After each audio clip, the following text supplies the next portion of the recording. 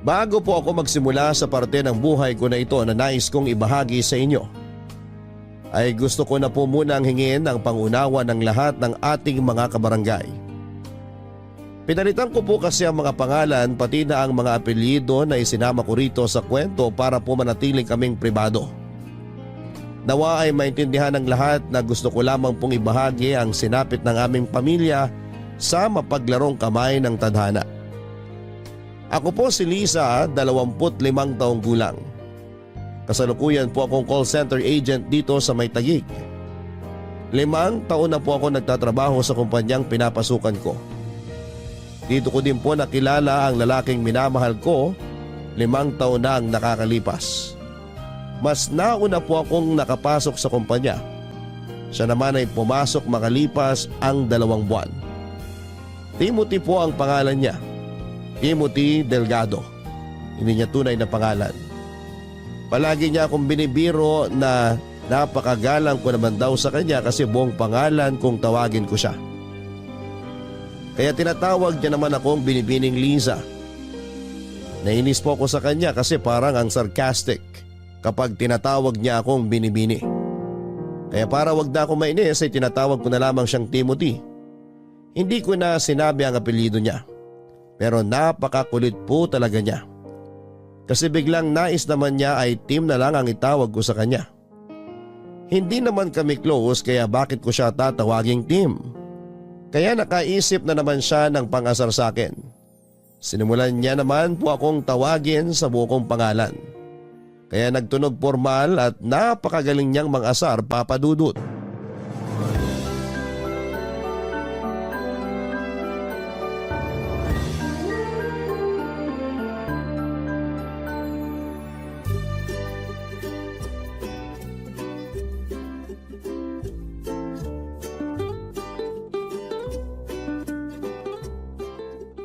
Sinabing hindi mo na ako kailangan tawaging binibini at hindi mo ako kailangang tawagin sa buo kong pangalan.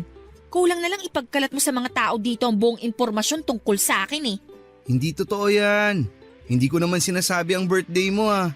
Pilosopo ka talaga. Bakit? Kailan ba ang birthday mo? Sa January Lakas mo talagang mang-asar no? Tsaka na nga, umanap ka na ng kausap mo. Sandali lang. Ito naman hindi na mabiro. Sinabing hindi tayo magkabiruan. Close ba tayo? Tawagin mo na lang akong Tim. Hindi na kita kukulitin. Sige na. Please. Oo na, ang kulit mo. Anong oo na? Anong oo na ano? Uy, inaasar ako. Ang kulit mo. Oo na, Tim. O ayan, masaya ka na? Teka, anong nangyayari? Aray, yung dibdib ko. Ano ba nangyayari sa'yo? Bakit ka nakangiti? Ang puso ko. Masakit ba? Halika pumasok tayo sa loob ng building. Dadalhin kita sa klinik. Nawawala ang puso ko. Ano bang pinagsasasabi mo dyan? Halika na sa klinik. Ang puso ko ninakaw. Ano bang sinasabi mo? Naku, nagdideliryo ka na yata. Ninakaw ang puso ko. Ninakaw mo. Ano? Ikaw ang lakas mo talagang manginis. Kaya ayaw kitang kausapin eh. Lumayo ka nga sa akin. Uy, bakit mo naman ako binatawan? Muntik tuloy ako matapilok. Bigat na ako sa pag-alalay sa'yo. Naglolo ko ka lang pala. Aalis na ako. Bahala ka sa buhay mo dyan. Sandali! Ito naman hindi na mabiro. Natuwa lang ako at sa wakas tinawag mo akong Tim. Kaya mula ngayon, Liz na ang itatawag ko sa'yo. Anong Liz? Unang-una, Liza ang tawag sa akin ng lahat. Pangalawa, hindi tayo close para bawasan mo ng isang letra yung nickname ko. Nickname na nga, pinaikli mo pa. Eh di, ako lang ang tatawag sa'yong Liz dito. Parang alam mo na, terms of End that sentence kung ayaw mong hindi na kita pansinin forever. Okay, sige po ma'am. Sarcastic ka ba? Bakit mo ko tatawaging ma'am? Estudyante ba kita? Lisa lang. Lisa, okay? Nice. So, okay na tayo ha. Liza ang tawag ko sa'yo at Tim ang tawag mo sa akin. Tara. Anong tara? Uuwi na ako, no? Sakto. Hatid na kita. Oh, huwag ka nang umindi. May dala akong sasakyan. Para di ka na mahirapan sa biyahe. Doon lang ako nakapark. Lakad pa tayo ng konti. Uy, huwag kang mag-alala. Mabuti naman akong tao. Alam mo naman yun, di ba? Yun lang yung sasakyan ko, oh. Tara na. Ang kulit mo! Tara na nga. Gusto mo kain muna tayo sa labas? Gusto mong iwan kita dito? O sige, saka na tayo kumain sa labas. Busog pa naman ako eh. Oh, nasa na yung sasakyan mo? Ayan! Motor? Papadudot din naman po sa minamalit ko ang motor at mga nagmomotor. Nagulat lang po ako kasi hindi pa ako nakakasakay sa motor sa buong buhay ko kasi medyo natatakot ako. At ayun na po, kahit na hindi pa ako nakakasakay ng motor ay napilitan na din ako dahil iba talaga ang pagkakapursige ni Tim Papadudot. Hindi niya ako tinatantanan hanggat hindi napapapayag Papadudot. Kasi yung mga pagtataray ko sa kanya, arte ko lang naman talaga yon. Kasi una ko pa lamang siyang nakita ay parang may kilig na akong naramdaman. Feeling high school ako noon na crush yung kaklase pero kunwari ay nagtataray. Yun na yun, ang mismong pakiramdam ko. Pero syempre kahit sumakay na ako sa motor niya ay hindi ko talaga pinaramdam sa kanya na kinikilig ako Papadudot. Hindi naman siguro niya nahalata dahil sa higpit ng pagkakayakap ko sa kanya. Pero Papadudot, don't get me wrong ha. Kasi nga first time kong sumakay ng motor kaya takot ako.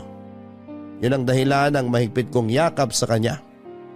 Di naman siya nag-isip ng kung ano kasi ramdam niya din na nanginginig ako sa takot. Ginawa naman niya ang pangako niya na mag-iingat ng sobra dahil nga kasama niya ako. Sobrang bagal lang ng takbo ng motor niya para hindi ako matakot. Simula noon ay araw-araw na kaming magkasabay. Araw-araw na akong sumasakay sa motor niya sa loob ng 1 buwan.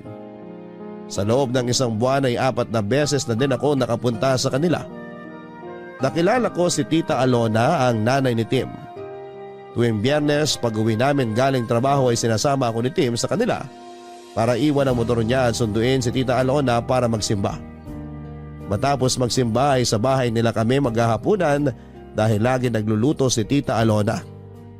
Papadudot kung ako ay patagong pagka-crush ang nararamdaman kay Tim.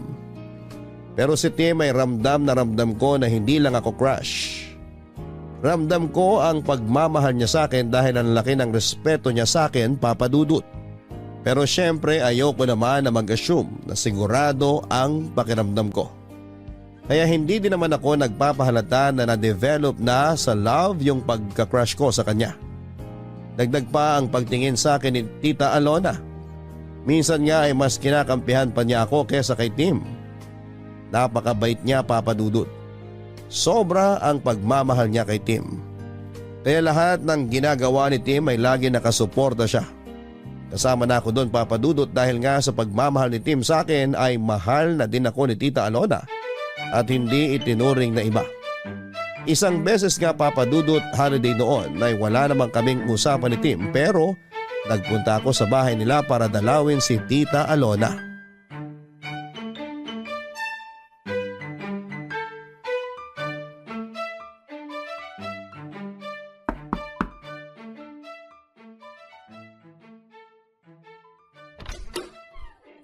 Tita, magandang tanghali po. Ay Lisa, halika tuloy ka. Si Tim lumabas lang, may bibilin daw. Sandali lang yon. Halika muna. Okay lang po, kayo naman talaga ang dinalaw ko. Eto po, may dala kong cookies, sugar-free po yan. Ay naku, salamat talaga at sugar-free pang pasalubong mo ha. Opo, para mas healthy. Sabi kasi ni Tim, ayaw nyo daw ng matatamis. Ay oo, mabuti na yung maingat. Sa edad ko, alam mo naman, malapit na sa sakit. Ay siya nga pala, huwag kang mawawala sa 70th birthday ko ha. Siyempre naman po. Sagot ko na po yung cake ha. May mabibilhan akong sugar-free na cake. Ay meron palang sugar-free na cake? Opo, meron po. Kung sa bagay, halos wala namang imposible ngayon eh. Marami na din kasi ang umiiwas sa sobrang asukal. Yung iba nga ang dahilan, hindi sa kalusugan kundi sa bulsa. Mahal na daw kasi ang asukal. Pero teka, anong lasa ng sugar-free na cake? Masarap naman po, tita. May tamis pa rin pero natural lang. Dapat tayong dalawa lang ang matamis dito sa bahay. Uy, nakakahiya kay tita. Hindi nakakahiya kay nanay yun, no? Ay oo, alam ko naman na mahal mo ang anak ko. Kaya huwag ka nang mahihiya sa akin. Oh, kita mo na? Ito talaga? Sandali, ano yan? Bakit butas yung laylayan ng pantalon mo, ha? Sumabit ako sa nakalawit na bakal dun sa may ginagawang kalye. Hindi ko napansin eh. Muntik na nga ako ma-off balance, buti na lang nakapreno ako. Ano ba yan? Bakit ba hindi nila i-check kung maayos ba ang paligid ng ginagawa nila? Nireport ko na, Nay. Sinabi ko sa kanila, kaya ayun, inalis nila agad. Tapos tiningnan kung may mga nakausli pa. Napakadelikado nun, ah. Okay ka lang ba? Uy, worried. Umayos ka nga, hindi biro yan. Paano kung merong nangyari sa'yo? Ay, napikon. Sorry po. Totoo naman ang sinasabi ni Liza, anak. Napakadelikado nun. Ay nako, nagkampiyan na sila. Dapat lang, naiinis ako sa'yo. Muntik na nga ako maaksidente, naiinis ka pa sa akin. Sige ka, pag nawala ako, iiyak ka. Hindi magandang biro yan, ah. Anak, ayoko din ang biro mo, ha? Oh, kumalma na kayo. Mabuti pa, kumain na tayo nitong dala ni Lisa. Sandali lang at aayusin ko, ha? Huy, biro lang yung sinabi ko na mawawala ako. Hindi nga magandang biro yun. Sorry na, wala namang nangyari sa akin eh. Wala nga, paano kung meron? Nag-iingat naman ako. Pangako, mas mag-iingat pa ako lalo. Iisipin ko na lagi kang nakasakay sa motor ko para lagi ako mag-iingat sa pagmamaneho. Oh, ngiti ka na. Di ka ba nasugatan? Hindi, napunit lang tong pantalon ko. Kayang-kaya kong tahiin tong punit. Ako na magtatahe, hubarin mo na. Ha? Huhubarin? Ano ka ba?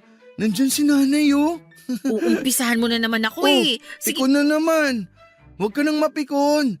Natutuwa nga ako at sinurpresa mo ako sa pagdating mo ngayon eh. excuse me no. Nandito ako kasi dinalaw ko si Tita Alona at hindi ikaw. Sige nga, tingnan mo nga ako sa mata. Tapos sabihin mong hindi ako ang ipinunta mo dito. Naiinis na ako ah. Oo. Baka magkapikunan pa kayo dyan, ha? Halina kayo rito sa mesa. Handa na yung merienda natin.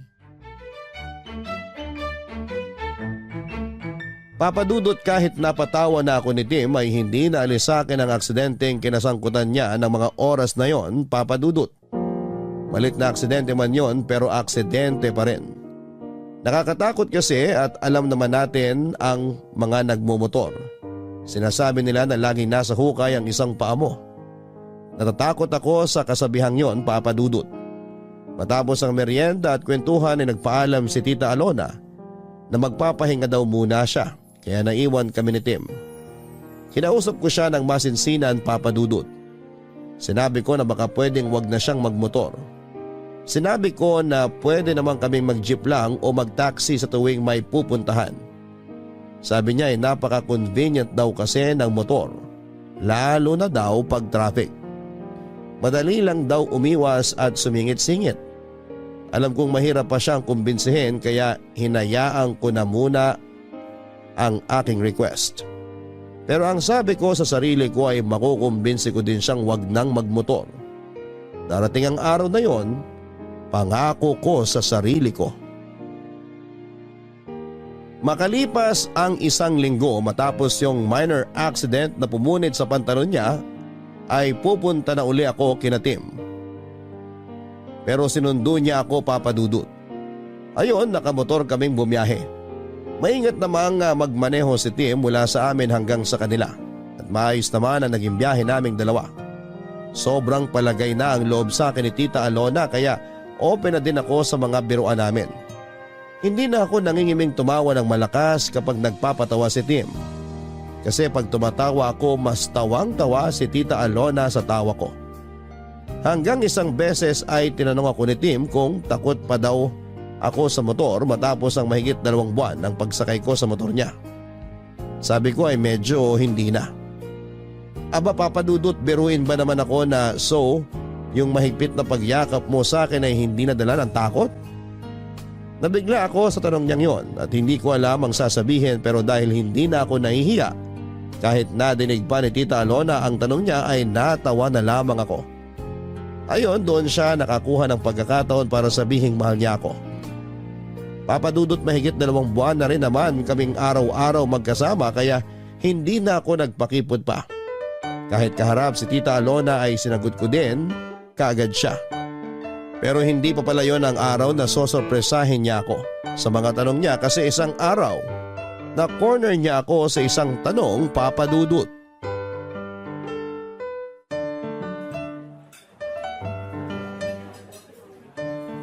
Ano to? Papatikin mo sa akin lahat yung nasa menu nila? Pero masarap naman ang pagkain nila dito, di ba? Masarap nga pero bakit ang dami mong in-order? Ang hirap tuloy magpigil ng kain. Teka nga, ano bang okasyon? Mamaya ako na sasabihin. Hintayin muna natin si nanay. Ano? Dadating si tita tapos pinakain mo na ako? Ano ka ba, nakakahiya? Dapat hinintay muna natin siya. Sabi niya kasi mauna na tayong kumain.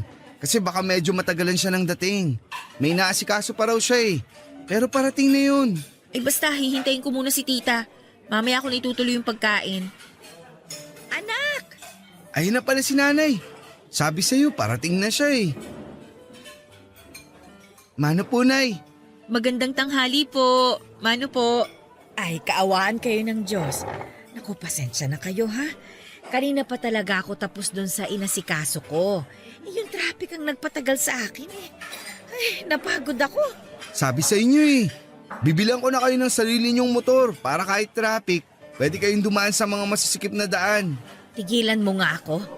Unang-una, sa edad kong ito, pagmumotorin mo ako? Oh, ayaw niyo nun, Nay. Ang angas ng dating niyo pag nakamotor. Ito talaga, tigilan mo na nga si tita. Ay naku, laging ganyan yan, iha. Dati nga sabi ba naman, bibilihan niya raw ako ng leather jacket para daw magmukha akong action star, para daw walang mambasto sa akin. Aba, sabihin na natin na mukha akong nakakatakot.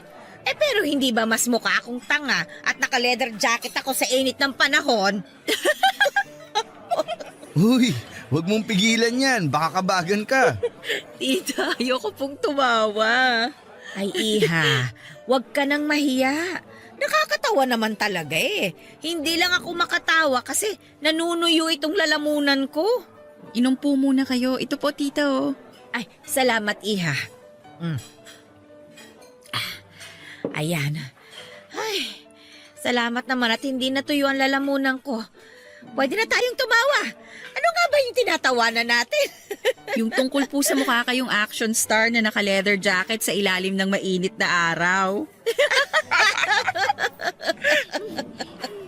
Sorry po. Itong anak ko na ito talaga, hindi na makabiro. Ayan ha, sinasanay ko na ang sarili ko ha. Anak, sige, sabihin mo na. Sabihin ng alin po. Liza, matagal na din naman tayong magkarelasyon. Siguro naman, pwede na tayong magpakasal. Okay ka lang? Tinatanggap mo ba ang proposal ko? Ha? Nabigla naman ako sa sinabi mo. Kung hindi ka pa handa, maiintindihan ko. Maghihintay ako. Ay, wala akong sinasabing ganyan. Siyempre, payag na payag ako. Ay nako, salamat naman sa Diyos. Pero iha, syempre kailangan pa din namin na hingin ang kamay mo sa iyong mga magulang. Kailan ba pwede? Kung kailan po kayo pwede, tita? Ano bang tita? Nanay na ang itatawag mo sa akin. Opo. Nanay? Yun! Ang sarap pakinggan! Huwag kang ngang maingay, nakakahiya sa ibang mga tao. Bakit ba? Masaya ako eh. Mga kaibigan, ito po si Liza, girlfriend ko. Umayag na po siya na magpakasal kami.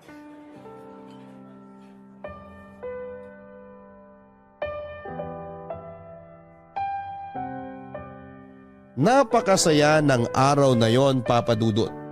Plinano namin ang pagharap sa mga magulang ko para kunin ang basbas nila. Hindi naman ako nag-alala na hindi sila papayag. Kasi napakalambing ni Tim, kaya kuhang-kuha niya ang loob ng nanay at tatay ko. Hindi nga kinabahan si Tim nung sabihin niya ang pakay. Matapos noon ay nagsimula na kami magplano kung anong araw ang kasal. Kung saang simbahan, saan ang reception, hindi nakialam sa pagdidesisyon ang mga magulang namin. Hinayaan nila kami sa lahat ng desisyon at hindi na din kami kumuha ng wedding planner. Kasi gusto ko din na hands-on ako sa paghahanda at pag-aayos ng lahat. Pero parang ramdam ko na ako lang lahat ang nagdidesisyon. Kasi naman papadudod sa tuwing tatanungin ko si Tim, ang lagi niyang sagot ay kung saan ang sa palagay ko'y maganda. Yun din ang desisyon niya. Sa gitna ng mga pagpaplano ay binuksan ko uli ang isang hiling na sana ay mangyari. Ano ba nga ayusin natin ngayong araw? Maghihintay lang tayo ng mga tawag kung may kailangan tayong puntahan. Yung venue ng reception, hindi ba natin pupuntahan? Napuntahan na natin yun. Sabi na naman natin ang mga gusto natin. Tatawag naman sila kung may iba pang kailangang malaman. Yung pagkain, okay na ba yung mga napili natin? Kailangan kaya natin puntahan uli? Baka may dadagdag pa tayo. Pwede naman nating itawag yun kung sakaling may idadagdag. Saka yun na yung mga pagkain, kumpleto na yun. Magdagdag na lang kung may additional guest pa tayo. Nabigyan na ba natin lahat ng invitation? Baka may mga nakakalimutan pa tayo na dapat imbitahin. Nabigay na lahat. Siguro naman naimbita na lahat ng dapat. Mag-relax ka nga. Sorry, mukha ba akong tensyonado? Gusto ko kasi maayos na lahat. Para wala na tayong iisipin 1 week bago ang kasal. Okay na lahat. Iba naman pag-usapan natin. Okay. Ilan ba gusto mong anak? Darating tayo dyan, saka na natin planuhin yan pagkatapos ng kasal. Okay. Akala ko kasi gusto mo nang planuhin yung dami ng mga magiging anak natin eh. Hindi yon. Ang sinasabi kong pag-uusapan natin ay yung pagmumotor mo. Pagmumotor ko? Oo. May request sana ako sa iyo eh. Ano yun? Gusto ko sana, huwag ka nang magmotor. Bakit? Basta natatakot ako pag nagmumotor ka eh. May ingat naman ako. Di ba pag nakasakay ka sobrang ingat ko magmaneho? Oo nga, maingat ka. Pero paano kung yung mga kasabay mo sa kalsada ang hindi maingat? Kung yan ang gusto mo, sige. Pero pwede ba hanggang matapos na lang natin ang pagpaplano sa kasal? Hindi ba pwedeng simula na ngayon? Tapusin na lang muna natin ang pagpaplano. Para mas madali tayong nakakapunta sa mga dapat puntahan. Pagkatapos nun, stop na ako. Sakto, si parang Bimbo gustong bumili ng motor. Pang-deliver lang daw dun sa subdivision nila. Salamat at pagbibigyan mo gusto ko ha. Siyempre naman, magpapakasal na tayo. Kaya dapat kung may kailangan na alisin at baguhin, gawin na natin. Yun lang naman ang gusto kong alisin mo, yung pagmumotor mo. Wala ka nang dapat pang baguhin.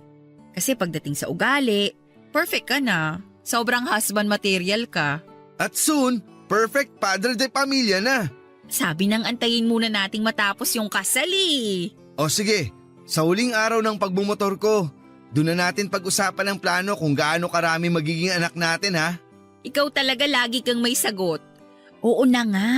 Yun! Magandang usapang yon, Papa Dudut. Kahit mahal niya ang motor niya ay madali din naman siyang nakapagdesisyon na hindi na siya magmumotor. Pero kailangan muna naming tapusin ang lahat ng kailangan tapusin para sa kasal bago mangyari yon.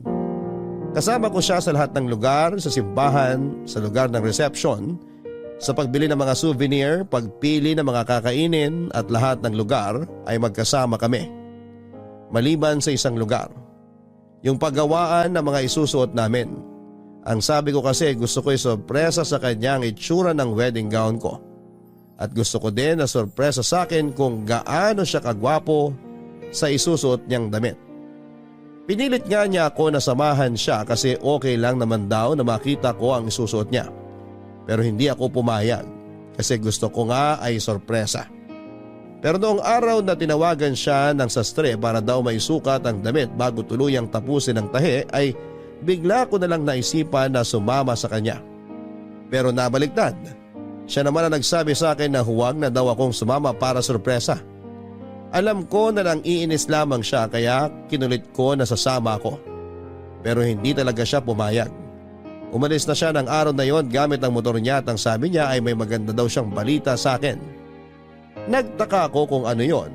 Ang sabi niya ay dahil huling lakad na daw ng pagpaplano yung sukat ng damit niya. Yun na raw ang huling araw na magmomotor siya. Natuwa ako sa mga sinabi niya, Papa Dudut, dahil sa wakas ay matutupad na ang gusto ko na huwag siyang magmotor. Nakita niya ang tuwa ko kaya niyakap niya ako at saka siya humalik sa akin at saka tuluyan ng umalis. Pumasok ako ng bahay na ini-imagine ang magiging itsura niya sa Amerikanang pinatahi niya. Pero sandali akong natigilan dahil naisip ko ang sinabi niya. Na yun ang huling araw na magmomotor siya. Ilang sandali lang ay may sumigaw sa labas. Tinawag ako dahil na-aksidente raw sa kanto si Tim. Na-aksidente si Tim, isang kanto lang ang layo sa amin. Patawid na daw si Tim nang biglang may kotseng nawala ng preno ang sumalpok sa kanya. Naitakbo sa ospital si Tim pero hindi na siya naisalba ng mga doktor. Wala na ang pinakamamahal ko, Papa Dudut. Lahat ng plano namin ay wala na. Dahil ang taong kasama ko para buuin ang mga pangarap ko ay hindi ko na makakausap. Siguro ay iniligtas ako ng pinakamamahal ko kaya hindi ako nakasamang maaksidente. Dahil noon naman, sa tuwing magsasabi akong sasama ako sa kanya ay hindi siya nagdadalawang isip at agad-agad ay isinasama niya ako. Pero ng araw na yon ay talagang pinilit niya na huwag akong sumama. Kahit na wala naman sa kanya kung makita ko ang damit niya o hindi. Ginawa niya lang dahilan ang huwag kong makita ang damit para hindi ako magpilit na sumama. Nagsisisi din ako dahil nawala sa isip ko na sabihan siya na mag-ingat ka. Ang damit pala na susukatin niya ay ang damit na susuotin niya sa kanyang paglisan. Masakit sa akin ang nangyari, Papa Dudut, pero nilakasan ko ang loob ko at tinapangan ang sarili ko dahil ako ang umalalay sa nanay ni Tim. Matanda na rin si Nanay Alona. Napakasakit sa kanya ang nangyari dahil si Tim ay ang kaisa-isa niyang anak. Kung maaari lang na gumawa pa ng isang Tim para hindi na mangulila si Nanay Alona ay gagawin ko. Pero hindi pwede. Ipinangako ko na lamang kay Tim na hindi ko iiwan si Nanay Alona. Lagi ko siyang dadalawin at kukumustahin. Makalipas ang isang taon ay sabay naming dinalaw ang libingan ni Tim, Papa Dudut. Pagkagaling sa sementeryo ay hinatid ko siya sa bahay. Pauwi na ako nang makakita ako ng magkasamang nakasakay sa motor. Biglang bumalik sa akin ang lahat ng alaala namin ni Tim kapag sakay niya ako sa motor niya.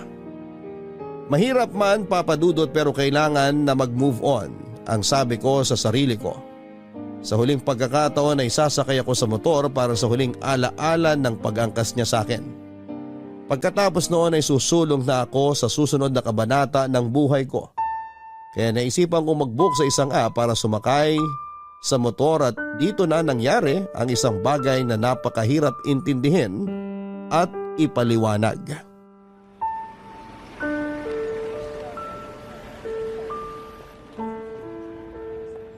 Anak, hindi mo naman ako kailangang ihatid pa. Baka may gagawin ka pa at naistorbo kita. Nay naman, ano po bang storbong sinasabi ninyo? Gusto ko po itong ginagawa ko. Alam niyo naman kung gaano kayo kaimportante sa akin eh. Maraming salamat, anak, ha? Napakabuti mo. Kahit wala na si Tim, nandiyan ka pa din at hindi mo ako iniwan. Salamat, anak. Salamat. O ano po yan? Umiiyak kayo. Ayaw ni Tim ng ganyan. Malulungkot yun pag nakita niyang umiiyak kayo. Pasensya ka na, ha? Halika muna at kumain ka bago ka umalis. Naku, wag na po, Nay. May pupuntahan pa po ako. Nag-book na po ako ng motor na sasakyan ko. Malapit na rin pong dumating dito. Bukas na lang po, magdadala din ako ng laing na luto ni Mama. Oy, sige. Masarap magluto ng laing ang mama mo. Magluluto din ako ng paborito ni Tim na sinigang na bangus sa bayabas. Sige, Nay. Magkita po tayo bukas, ha? Ano po? Kaawaan ka ng Diyos. Mag-iingat ka, ha? Papasok na ako sa bahay. Opo. Tim, miss na kita. Pangako magmo-move on na ako. Nag-book ako ng motor. Sasakay ako ng motor sa huling pagkakataon.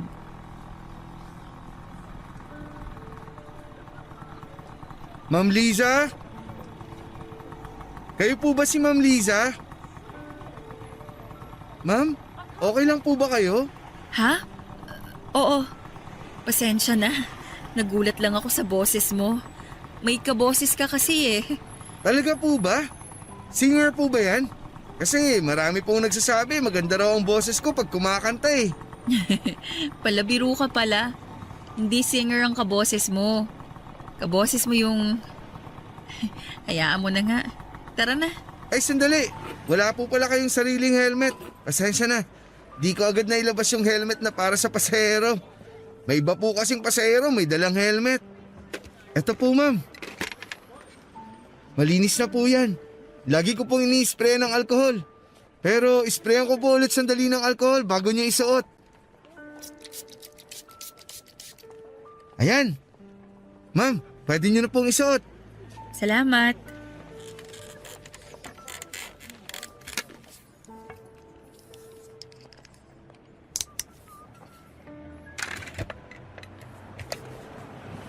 Sakay na po kayo, ma'am. Bago po tayo umandar, ma'am, check ko lang. Komportable naman po kayo sa pagkakaupo nyo? Ha? Oo, komportable naman. Salamat. Don't worry, ma'am. Iatid ko kayo ng safe and sound. Maingat po ako, lalong-lalo na kung may sakay. Naalala ko yung boyfriend ko sa'yo. Napakaingat nun sa pagmamaneho ng motor. Pero yung bumangga sa kanya hindi nag-ingat eh. Ay, opo. May mga ganyan po talaga. Nakakainis yung mga kamote na yan. Kamusta na po si sir? Wala na siya. 1 taon na siyang wala. Babang luksa niya ngayon. Simula nung nawala siya, ngayon na lang uli ako sumakay ng motor. Ay, sorry po ma'am. Okay lang. 1 taon na din naman. Kailangan ko nang sumulong sa buhay ko. Sobrang bait po siguro ni sir, no? Oo. Alam mo ba, siya yung kaboses mo. Nakakatakot naman kayo, ma'am. Ay, pasensya na. Hindi ko gusto na takutin ka. Sobrang nagulat lang kasi ako kanina nung tinawag mo ko sa pangalan ko eh.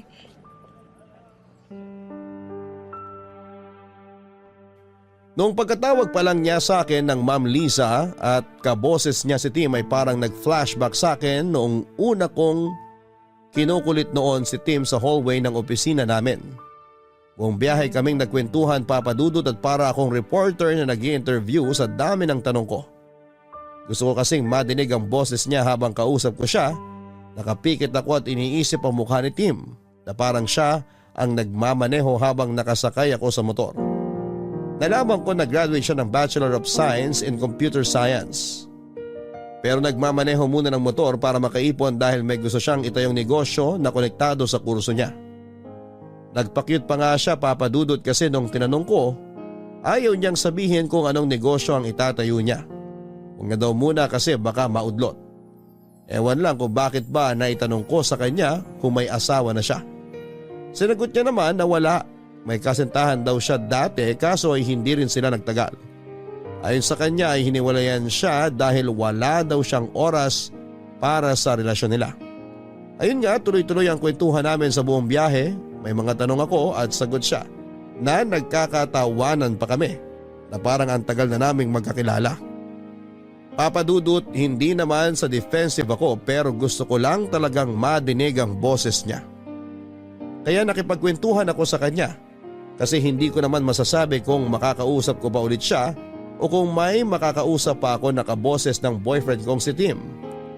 Siguro pagkakataon na lang uli ang gagawa ng paraan kung magkikita at magkakausap pa uli kami.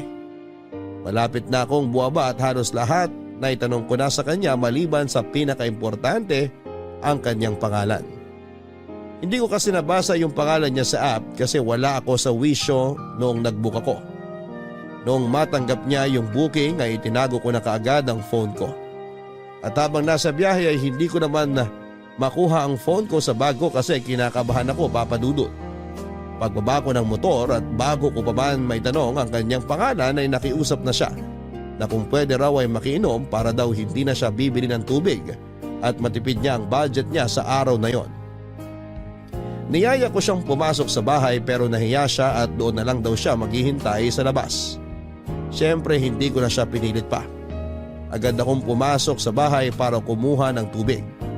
Sakto may bottled water pa ako na hindi nabubuksan sa ref. Paglabas ko ay saktong tinanggal niya ang helmet niya. Nang iabot ko na ang tubig ay tinanggal niya naman ang suot niyang mask. Noong ko unang naramdaman ang halo-halong emosyon at hindi ko alam kung papaano ipapaliwanag yon.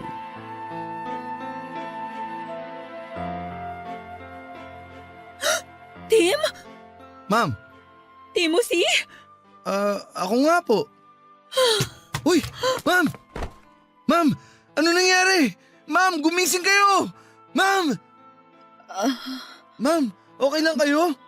Ano nangyari? Bakit kayo naimatay? May masakit po ba sa inyo? Ma'am, ano po ba nangyari? Ano pong ginawa ko? Ma'am, relax lang po kayo ha.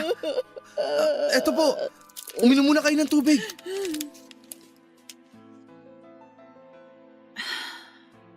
Okay na kayo, ma'am? Kalmado na po ba kayo? Oo. Okay po. Bakit po kayo naimatay? Ano po bang nangyari? Para kayong nakakita ng multo eh. Yung binigay niyo pong tubig, napainom ko din tuloy sa inyo. Joke lang po. Pinapatawa ko lang kayo. Tim? Ikaw ba talaga yan? Opo, ako nga po. Yun din po yung pangalan na nakalagay sa app. Bakit po parang ngayon nyo lang na-realize yung pangalan ko? Hindi ko tinignan ang pangalan mo sa app kanina. Sobrang lalim ng iniisip ko eh. Ang nakita ko lang yung numero ng plaka ng motor mo. Bakit po gulat na gulat kayo na Timothy ang pangalan ko? Paano nyo rin po nalaman na Tim ang nickname ko? Ay, huwag nyo na pong sagutin yung huling tanong. Obvious naman po kasi na kaya Tim dahil Timothy ako. Pasensya na po kayo ha. Pinapatawa ko lang kayo para ma-relax kayo. Tim, naguguluhan na ako. Mas naguguluhan ako, ma'am. Ano po bang nangyayari? Hindi mo ba talaga ako kilala? Hindi po. Ngayon ko lang po kayo naisakay. Timothy Delgado? Ano po? Ikaw si Timothy Delgado. Hindi po. Timothy Garcia po ako. Nakakatakot naman kayo, ma'am. Napagkamalan niyo ako yung kakilala niyong Timothy. First time niyo lang po bang nakadinig ng may kapangalan? Joke lang po. Hindi lang sa pangalan eh. Hindi ko alam kung paano ko ipapaliwanag sa'yo. Sige po, ma'am. Makikinig po ako. Pwede bang samahan mo ako pabalik kung saan mo ako sinakay? Okay lang po sana, ma'am. Kaso, may schedule pa po ako ngayon eh. Baka malate po ako ron. Nagdadrive din po ako ng rent-a-car. May ihatid po ako sa Pampanga. 5 PM po yun, kaso may nakuha pa po akong isang pasahero sa motor bago ako umuwi.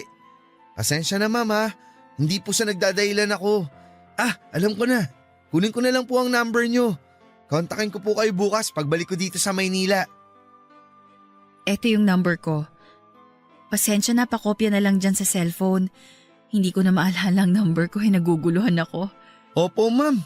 Ang gulo po talaga. Kung wala lang po akong gagawin ngayon sana sinamahan ko na kayo. Pasensya ka na ha. Mahirap ipaliwanag eh. Pero may tao na pwedeng maglinaw ng lahat. Sige po, ma'am. Eto na po ang cellphone nyo. Nakuha ko na po ang number nyo. Sinave ko na din po ang number ko sa phone nyo. Ma'am, nakatulala po kayo. Pasensya ka na. Huwag ka sanang mawirdohan sa akin ha. Actually, mas lalo ako naging interesado kung ano yung gusto nyong sabihin eh. Paano, ma'am? Kailangan ko na pong pick upin yung pasahero ko. Sige po, Ma'am Liza. Lisa na lang please. Lisa na lang ha, tanggalin mo na din yung po. Okay, sige, alis na ako. Mag-iingat ka. Salamat. Bye, Liz.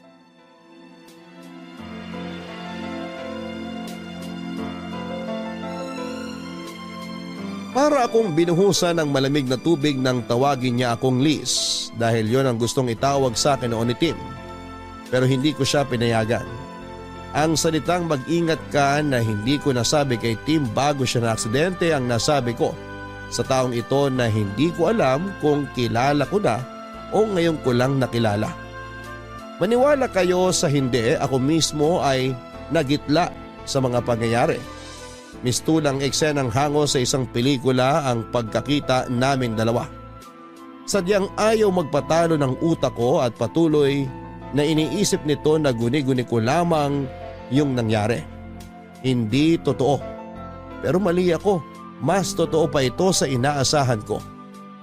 Gulong-gulo ako papadudot at kinabukasan ay tinignan ko ang aking telepono. Tinignan ko kung nandun ang numerong nilagay ng mahiwagang lalaking yon. Nandun nga papadudot. Ibig sabihin ay hindi pa naginip ang nangyari. Nahihiya akong tumawag kaya nag-text na lamang ako. Kinumusta ko siya at hinintay ko ang sagot niya. Pero hindi ito sumagot kaagad at ilang sandali ay biglang tumunog ang cellphone ko. Nag-reply na pala siya sa text. Humingi siya ng pasensya na natagalan siyang sumagot kasi kauuwi niya lang. Willing daw ito na pumunta kung papupuntahin ko. Kaya binigay ko ang address ni Nanay Alona at sinabing magkita kami doon ng tanghali. Matapos kong mag-ayos ay pinuntahan ko na si Nanay Alona. Nung una ay inalo ko muna siya at kinumusta saka ko tinanong kung may kapatid nga ba si Tim. Ganoon na lamang ang pagkabigla ni Nanay Alona sa tanong ko. Napaluha siya at ikinuwento sa akin ng isang lihim na ayaw na sana niyang maalala. Hindi na nakilala ni Tim ang kanyang ama dahil noong nagbuntis si Nanay Alona ay madalas na ang pagtatalo nila. Sa isang probinsya sa Visayas nakatira noon si Nanay Alona, ang kanyang pag-aasawa ay isang arranged marriage kaya hindi maganda ang pagsasama nila. Pinantaan siya nito na matapos niyang ipanganak ang ipinagbubuntis ay kukunin niya ito at ilalayo. Pero bago pa man nakapanganak si Nanay Alona ay naghiwalay na sila hanggang dumating ang araw ng kanyang panganganak. Sa bahay siya nagsilang sa tulong ng kanyang kapatid at laking gulat ng kapatid niya nang makitang may isa pang sanggol. Kambalang pinanganak ni Nanay Alona. Napakasaya ni Nanay Alona at pinangalanan niya ang kambal na Timothy at Tomas. Hindi na nagparamdam ang kanyang asawa at naging maayos naman ang buhay ng mag-iina. Napabinyagan niya ang mga bata, malulusog ang mga ito. Ang unang taon ng karawan nila ay abala si Nanay Alona at kapatid niya sa paghahanda. Ang kapatid ni Nanay Alona ang gumagawa ng mga ginupit na letra para idikit sa pader. Nakadikit ang maligayang karawan Timothy at kulang pa ang mga nagawa kaya kasalukuyan niyang ginugupit ang ilang pang letra. Nabubuo naman ng salitang at Tomas. Ang utusan ni Nanay Alona ang kapatid na bumili ng gulay dahil kinulang ang sahog para sa pansit. Umalis ang kapatid bitbit si Timothy para pumunta sa palengke. Naiwan sa bahay sina Nanay Alona at Tomas. Nasa kuna si Tomas sa may sala ng balikan ni Nanay Alona ang niluluto. Nang biglang dumating ang asawa niya. Kinuha nito ang bata at itinakas. Sa bilis ng mga pangyayari ay hindi na malaya ni Nanay Alona na nakuha na pala si Tomas sa kuna. Wala na nang naabutan si Nanay Alona. Naguluhan siya at pilit na inintindi ang nangyari kung paanong biglang nawala si Tomas sa kuna. Hinanap ni Nanay Alona si Tomas at sinubukan niyang lumabas ng bahay nang dumating ang isang nagmamadaling kapitbahay upang sabihin na kinuha ng dating asawa ang anak niya. Nadurog ang puso ni Nanay Alona ng panahon na yon. Palibas ay hindi alam ang gagawin kaya hindi niya alam kung paano mababawi ang anak hanggang sa lumipas ang panahon.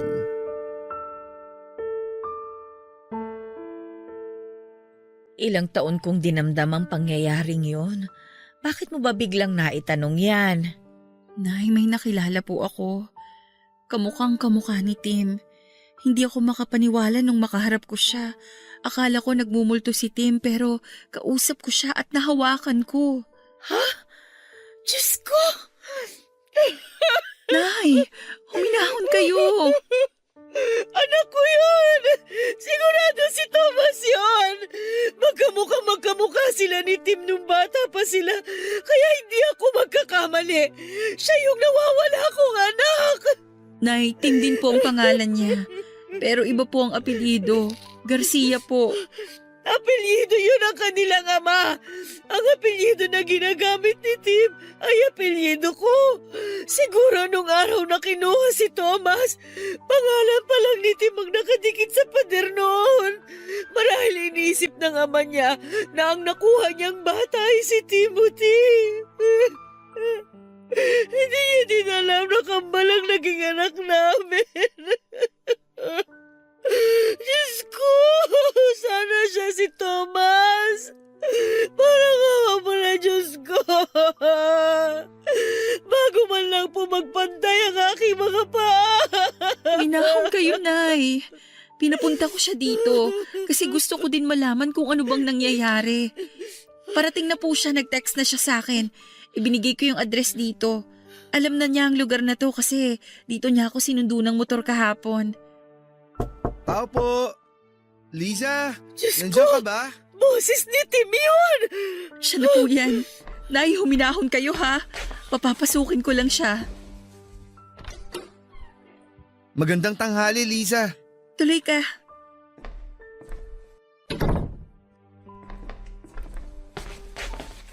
Ay, magandang tanghali po, Nay. Diyos ko! Anak ko! Po? Anak! Ako ang nanay mo!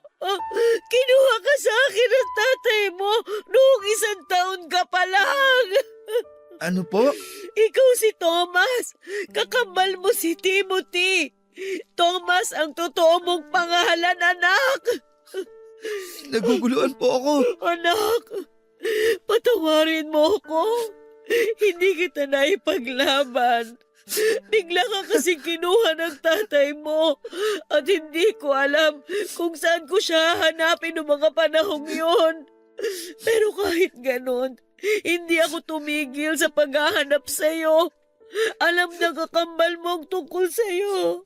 Ikinuwento ko ang nangyari, kaya siya man ay hinahanap ka rin.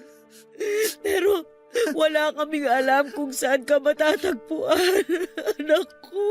Kaya pala ang nakilala kong nanay, palaging sinasabi sa akin na hindi niya ako anak. Akala ko noon inampun lang nila ako. Para akong ibang tao sa bahay na yun. Gusto kong malaman ang totoo pero sa tuwing tatanungin ko si tatay, nagagalit siya at sinasaktan niya ako. Kaya itinigil ko na ang pagtatanong at tinanggap ko na lang kung anong meron ako noon. At ang meron ako noon, yung sarili ko lang. Patawarin mo ako, anak ko. Ginawa ko ang lahat. Alam na Diyos yun. Alam na Diyos kung paano kita hinahanap. Kami na kapatid mo. Anak, mahal na mahal kita, anak ko. Nay!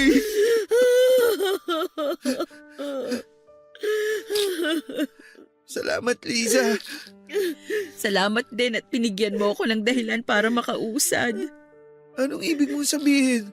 Saka ko na ipapaliwanag. Ang importante ngayon, nakita na kayo ng tunay na nanay mo.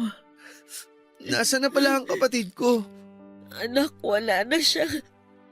Naaksidente siya sa motor nung 1 taon. Po? Ay, oo nga pala. Nakalimutan ko. Nabanggit nga po pala yun ni Liza nung una kami nagkita. Huwag ka nang malungkot.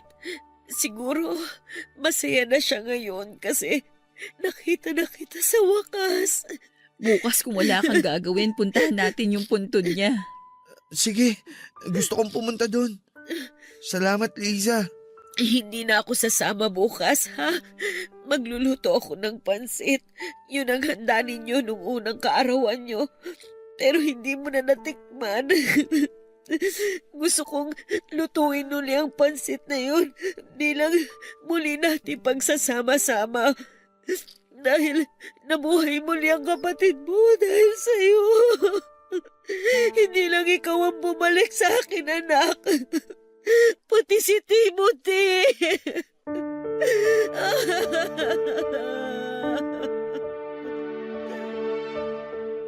Papadudot nang marinig ko ang sinabi ni Nanay Alona na nabuhay muli si Tim dahil sa kanyang kakambal.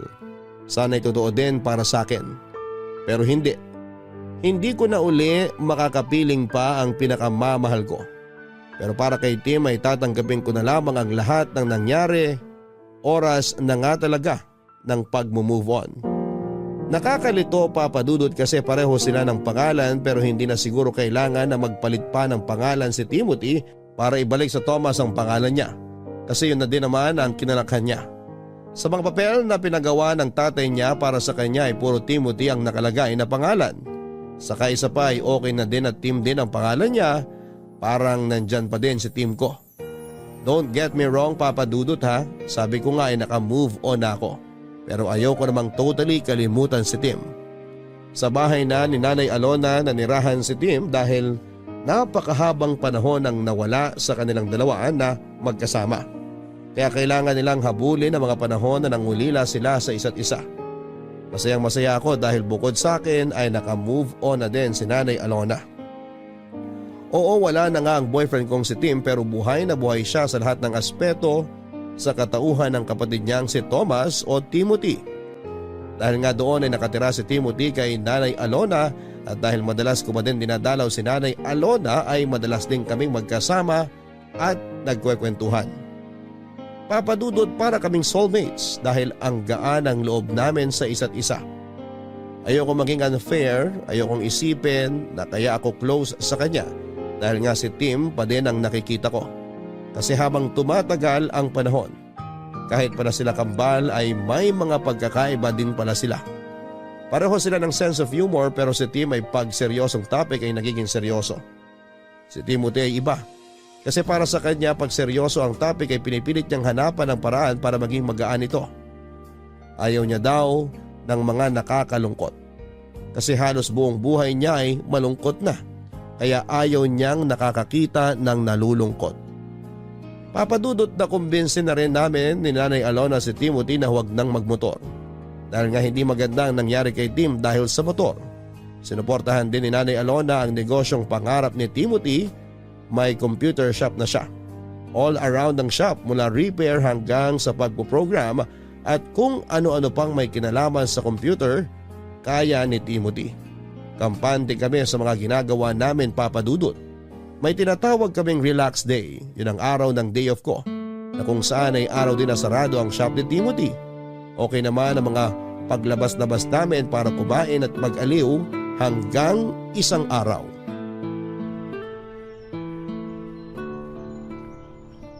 Bakit ba paborito mong pumunta sa park na to?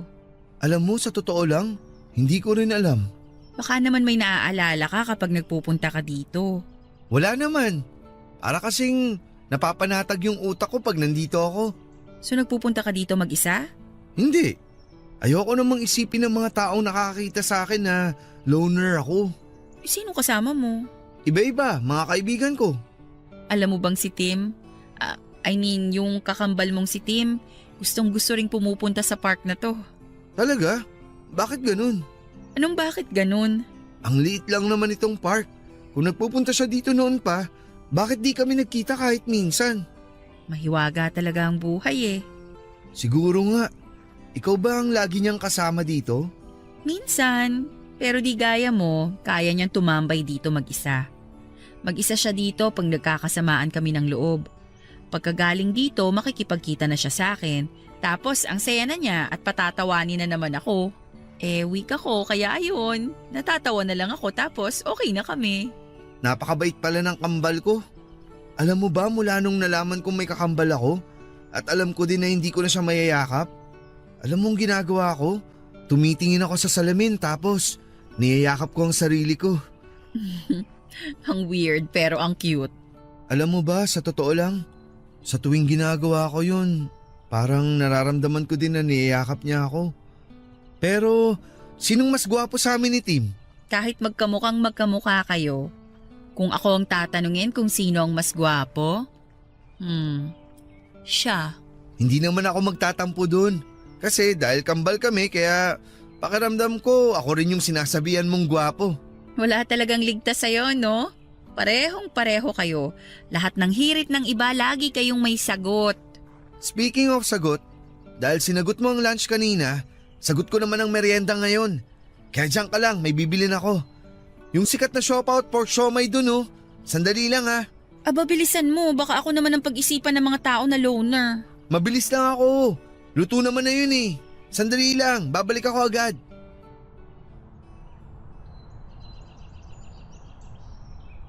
So, ikaw yung pinalit sa akin? Ha? Ako bang kausap mo, miss? Di pa ba obvious? Sa'yo ko nakatingin, diba? Natakot ako bigla eh. Baka kasi may nakikita ka na hindi ko nakikita. Pilosopo ka. Yan ba napulot mo kay Tim? Sandali, miss ha? Kasi medyo nakakagulat ka. Bigla ka nalang nagsasalita dyan. Hindi ka man lang nagpapakilala. Girlfriend ako ni Tim. Teka lang ulit, miss ha? Girlfriend? Ang alam ko, walang girlfriend si Tim. Wala na nga kasi inagaw mo siya. Sandali nga. Writer ka ba? Ang dami mong naiisip eh. Sinong inagaw? Sinong nang agaw? FYI miss ha, wala akong inaagaw. Teka. So ikaw pala yung ex ni Tim. Hindi pa official na ex. Ano pang kailangan para maging official? Pirma ng prinsipe ng Dubai? Pwes, sorry. Di niya mapipirmahan kasi busy siya. Ang lakas mo mang asar, ah. Sandali nga. Bigla kang lalapit dito tapos may topic ka na agad? Ibig sabihin kanina ka pa nakikinig dyan? Anong nakikinig? Nadinig ko lang. Malaking diferensya nun. Nakikinig o narinig, pareho lang yon. Pinakinggan mo pa din. Tsaka sino ka ba? Hindi ka muna nagpakilala. Hindi na importante ang pangalan ko. Ang pinag-uusapan natin dito, yung pangaagaw mo. So ayaw mong sabihin ang pangalan mo? Huhulaan ko na lang. Dahil nakikinig ka sa usapan ng may usapan, I therefore conclude na ang pangalan mo, Marites. Kanina ka pa! Lorena! Oh, so Lorena palang pangalan mo. So, ngayon alam mo na. Anong ginagawa mo dito? Bakit? Sa inyo ba tong park para pagbawalan mo akong pumunta dito? Siya ba? Siya bang pinagpalit mo sa akin? Tumigil ka nga. Huwag kang mag-eskandalo dito.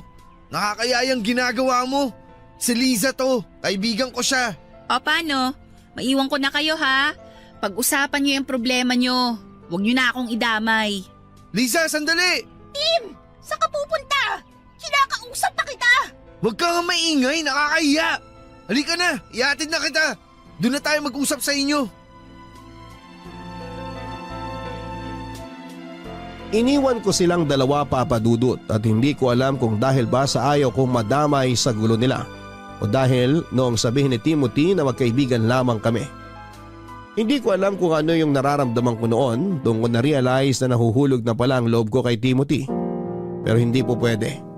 Pinilit kong tanggalin yung pakiramdam sa isipan ko. Kaya yon, dumalang na ang pagpunta ko sa bahay nila ni Nanay Alona. Kung pupunta man ako ay kakapustahin ko lamang si Nanay Alona at saka aalis na kaagad ako. Hindi na rin ako sumasama sa mga imbitasyon ni Timothy. Bisi-bisihan ako lagi, Papa Dudut. Natatakot kasi ako.